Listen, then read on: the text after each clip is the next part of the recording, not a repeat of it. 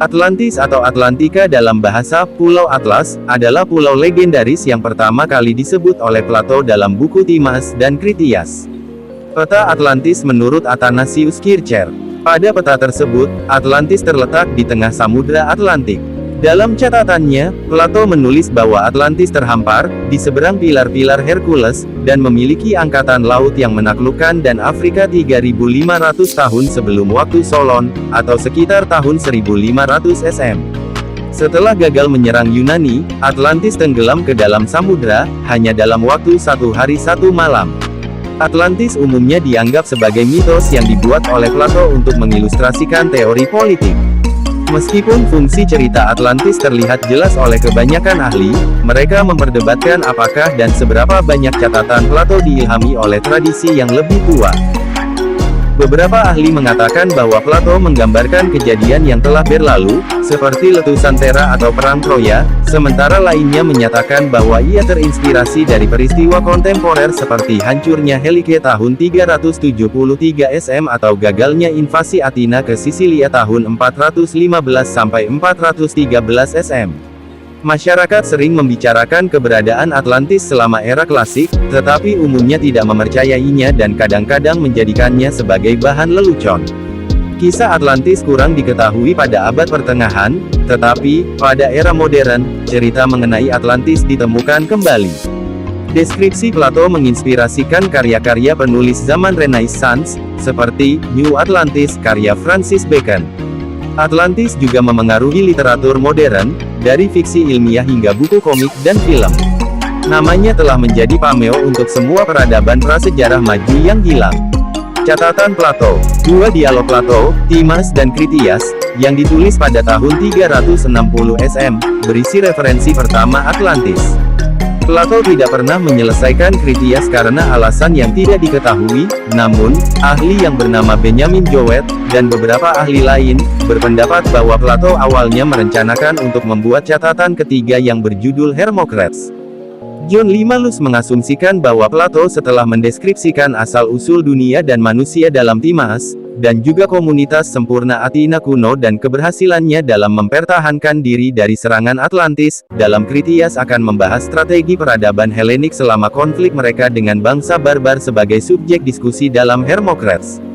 Empat tokoh yang muncul dalam kedua catatan tersebut adalah politikus Critias dan Hermocrates beserta filsuf Socrates dan Timaeus, meskipun hanya Critias yang berbicara mengenai Atlantis. Walaupun semua tokoh tersebut merupakan tokoh bersejarah, hanya tiga tokoh pertama yang dibawa tiga catatan tersebut mungkin merupakan karya fiksi Plato.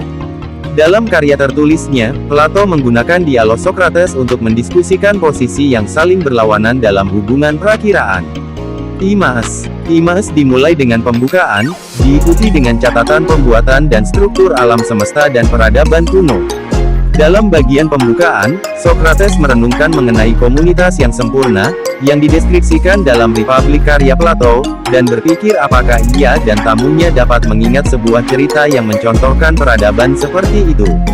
Pada buku Timaeus, Plato berkisah, di hadapan Selat Mainstai Haigelisi, ada sebuah pulau yang sangat besar, dari sana kalian dapat pergi ke pulau lainnya, di depan pulau-pulau itu adalah seluruhnya daratan yang dikelilingi laut samudera, itu adalah kerajaan Atlantis. Ketika itu Atlantis baru akan melancarkan perang besar dengan Athena, namun di luar dugaan, Atlantis tiba-tiba mengalami gempa bumi dan banjir, tidak sampai sehari semalam, tenggelam sama sekali di dasar laut, negara besar yang melampaui peradaban tinggi, lenyap dalam semalam.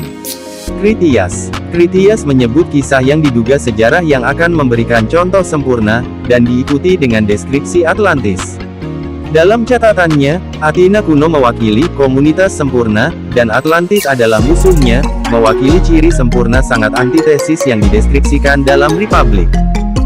Critias mengklaim bahwa catatannya mengenai Athena kuno dan Atlantis berhaluan dari kunjungan ke Mesir oleh penyair Athena, Solon pada abad ke-6 SM. Di Mesir, Solon bertemu pendeta dari Sais, yang menerjemahkan sejarah Athena kuno dan Atlantis, dicatat pada papiri di hieroglif Mesir, menjadi bahasa Yunani.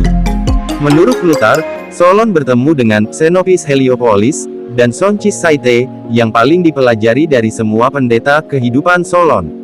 Karena jarak 500 tahun lebih antara Plutark dan peristiwa yang bersifat sebagai alasan atau dalih, dan karena informasi ini tidak ada pada Timaeus dan Kritias, identifikasi ini dipertanyakan. Menurut Kritias, dewa Helenik membagi wilayah untuk setiap dewa. Poseidon mewarisi wilayah Pulau Atlantis. Pulau ini lebih besar daripada Libya kuno dan Asia kecil yang disatukan. Tetapi akan tenggelam karena gempa bumi dan menjadi sejumlah lumpur yang tak dapat dilewati, menghalangi perjalanan menyeberang samudra. Bangsa Mesir mendeskripsikan Atlantis sebagai pulau yang terletak kira-kira 700 km, kebanyakan terdiri dari pegunungan di wilayah utara dan sepanjang pantai, dan melingkupi padang rumput berbentuk bujur di selatan, terbentang dalam satu arah 3000 stadia, sekitar 600 km, tetapi di tengah sekitar 2000 stadia, 400 km. Wanita asli Atlantis bernama Kleito, putri dari Evenor dan Lecipe, tinggal di sini. Poseidon jatuh cinta padanya, lalu memperistri gadis muda itu dan melahirkan 5 pasang anak laki-laki kembar. Poseidon membagi pulau menjadi 10 wilayah yang diserahkan pada 10 anaknya. Anak tertua, Atlas, menjadi raja atas pulau itu dan samudra di sekitarnya, disebut Samudra Atlantik untuk menghormati Atlas. Nama Atlantis juga berasal dari namanya, yang berarti Pulau Atlas. Poseidon mengukir gunung tempat kekasihnya tinggal menjadi istana dan menutupnya dengan 3 parit bundar yang lebarnya meningkat, bervariasi dari 1 sampai 3 stadia dan terpisah oleh cincin tanah yang besarnya sebanding. Bangsa Atlantis lalu membangun jembatan ke arah utara dari pegunungan, membuat rute menuju sisa pulau. Mereka menggali kanal besar ke laut, dan di samping jembatan, dibuat gua menuju cincin batu sehingga kapal dapat lewat dan masuk ke kota di sekitar pegunungan. Mereka membuat dermaga dari tembok batu parit. Setiap jalan masuk ke kota dijaga oleh gerbang dan menara, dan tembok mengelilingi setiap cincin kota. Tembok didirikan dari bebatuan merah, putih dan hitam yang berasal dari parit, dan dilapisi oleh kuningan, timah dan perunggu. Menurut Kritias, 9.000 tahun sebelum kelahirannya, perang terjadi antara bangsa yang berada di luar pilar-pilar Hercules, umumnya diduga Selat Gibraltar, dengan bangsa yang tinggal di dalam pilar. Bangsa Atlantis menaklukkan Libya sampai sejauh Mesir dan benua Eropa sampai sejauh Tirenia, dan menjadikan penduduknya budak. Orang Athena memimpin aliansi melawan Kekaisaran Atlantis, dan sewaktu aliansi dihancurkan, Athena melawan Kekaisaran Atlantis sendiri, membebaskan wilayah yang diduduki. Namun, nantinya, muncul gempa bumi dan banjir besar di Atlantis, dan hanya dalam 1 hari 1 malam, Pulau Atlantis tenggelam dan menghilang. Banyak filsuf kuno menganggap Atlantis sebagai kisah fiksi, termasuk menurut Strabo Aristoteles.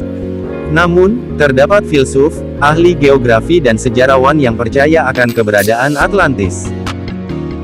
Filsuf Krantor, murid dari murid Plato, Xenocrates, mencoba menemukan bukti keberadaan Atlantis. Karyanya, Komentar mengenai Timaeus, hilang, tetapi sejarawan kuno lainnya, Proclus, melaporkan bahwa Krantor berkelana ke Mesir dan menemukan kolom dengan sejarah Atlantis tertulis dalam huruf hieroglif. Plato tidak pernah menyebut kolom tersebut. Menurut filsuf Yunani, Solon melihat kisah Atlantis dalam sumber yang berbeda yang dapat diambil untuk diberikan. Bagian lain dari komentar abad ke-5 Proclus mengenai Timaeus memberi deskripsi geografi Atlantis.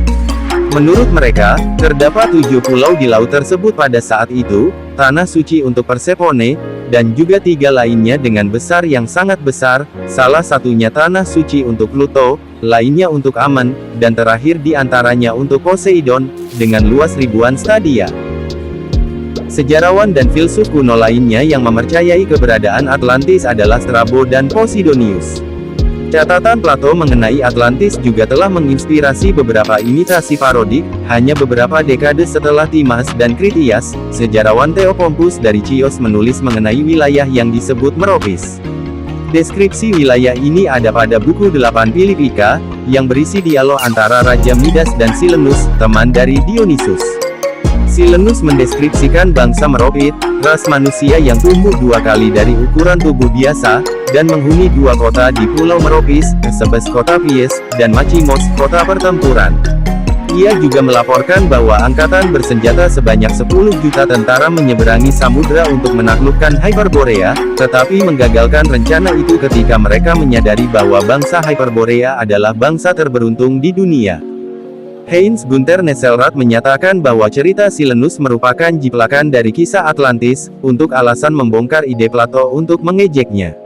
Sejarawan abad keempat, Ammianus Marcellinus, berdasarkan karya Timagenes, sejarawan abad pertama SM, yang hilang, menulis bahwa druid dari Galia mengatakan bahwa sebagian penduduk Galia bermigrasi dari kepulauan yang jauh.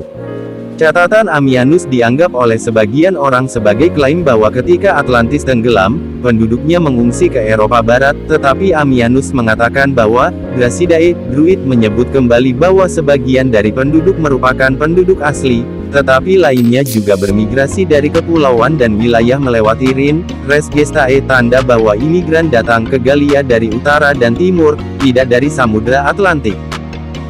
Risalah Ibrani mengenai perhitungan astronomi pada tahun 1378 sampai tahun 1379, yang merupakan parafrase karya Islam awal yang tidak diketahui, menyinggung mitologi Atlantis dalam diskusi mengenai penentuan titik nol kalkulasi garis bujur.